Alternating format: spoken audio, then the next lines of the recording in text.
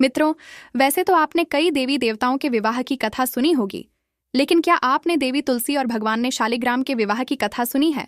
और क्या आपको पता है कि माता तुलसी और इस शालिग्राम जी का विवाह क्यों हुआ?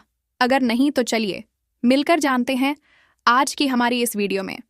और मित्रों, ऐसी सभी एक्सक्लूसिव वीडियो देखने के लिए हमारे चैनल मित्रों, जैसा कि सभी जानते हैं कि हर साल कार्तिक मास के शुक्ला पक्ष की द्वादशी को तुलसी पूजा का शुभ मुहूर्त का समय निर्धारित किया गया है।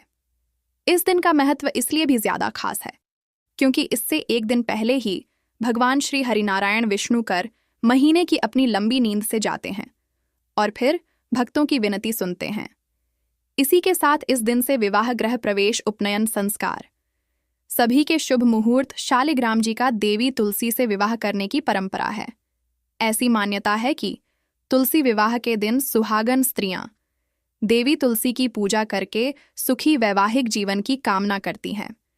इस दिन पूरे विधि विधान से देवी तुलसी और भगवान शालिग्राम जी का विवाह किया जाता है और उसकी ताकत के पीछे उसकी पतिव्रता, धर्म का पालनपुर करने वाली पत्नी वृंदा के पुण्य का फल था, जिसके कारण वो कभी हारता नहीं था। उसे परेशान होकर सभी देवतागण भगवान श्री हरि विष्णु के धमक बाई को ठेके को हारने का उपाय पूछने लगे।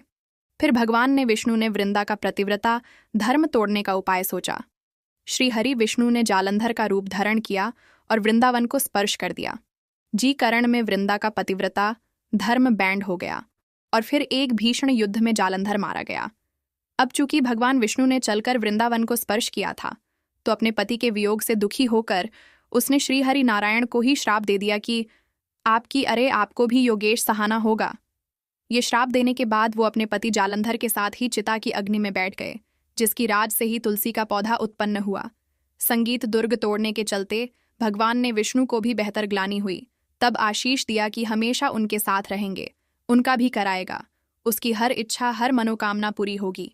कहती कि तेरा विवाह होगा तो तुझे तुलसी ही दहेज में दूंगी।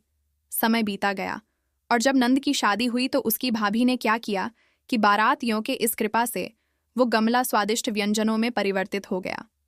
और तो और जब गणों के बदले में भाभी ने नंद को तुलसी की माला पहनाए तो वो भी सोनी के आकर्षक आभूषणों में बादल गई। वही वस्तुओं के स्थान पर जब तुलसी का जानू रखा गया तो वो रश्मि कपड़ों में बादल गया। ये सब देखकर भाभी बड़े ही आश्चर्य में पड़ गए।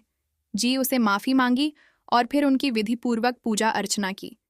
इसी के साथ मित्रों, अब आपको ये भी बताते चलते हैं कि खाने वाली बात है, क्योंकि देवी तुलसी की पूजा का महत्व सुहागन स्त्रियों के लिए बहुत है और अगर विवाहित महिलाएं नियमित तुलसी पूजा करती हैं तो उन्हें बहुत पुण्य मिलता है। तो अगर आपने धर्म के मुताबिक विवाह नहीं किया है, अग्नि के साथ फेयर नहीं लिए हैं, तो आपका विवाहित होकर भी तुलसी के पास जाना वर्जित है। अब अगर आपने कोर्ट मैरिज की है तब भी आपको तुलसी पूजा नहीं करनी चाहिए। लेकिन नहीं, अगर आप अभी तक कुंवारी है तो आपको तुलसी पूजा की अनुमति मिलती है। इसके अलावा अगर आपको धर्मशास्त्रों के इन नियमों को तात्पर्य रखकर जबरदस्ती तुलसी पूजा करती हैं तो इसका असर आपके जीवन पर अच्छा नहीं पड़ता। देवी लक्ष्मी आपसे नाराज हो जाती हैं और कभी भी आपके घर नहीं आई, जो आपके जीवन के लिए बिल्कुल भी सही नहीं। वही ऐसा भी कहा जाता है कि एक वेश्या और एक गंदे ख्याल रखना वाली महिलाओं को भी भूलकर भी तुलसी पूजन नहीं करना चाहिए।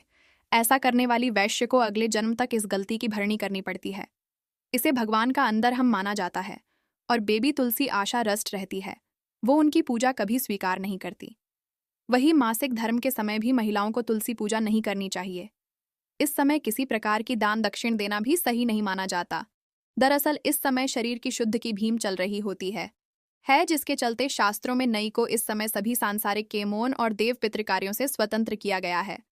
इस समय मानसिक जाप करना माँ और शरीर दोनों के लिए अच्छा माना गया है। वो ऐसा कहा जाता है कि जी घर के आंगन में तुलसी का पौधा होता है, वह किसी तरह का कोई वास्तु दोष नहीं होता। लेकिन माता तुलसी के पौधे को घर में रखना के बाद से नियम अनुसार देवी तुलसी की पूजा नहीं करते तो आपको भगवान का आशीर्वाद प्रताप नहीं होता। तो मित्रों, आज हमने जाना कि क्यों होता है देवी तुलसी।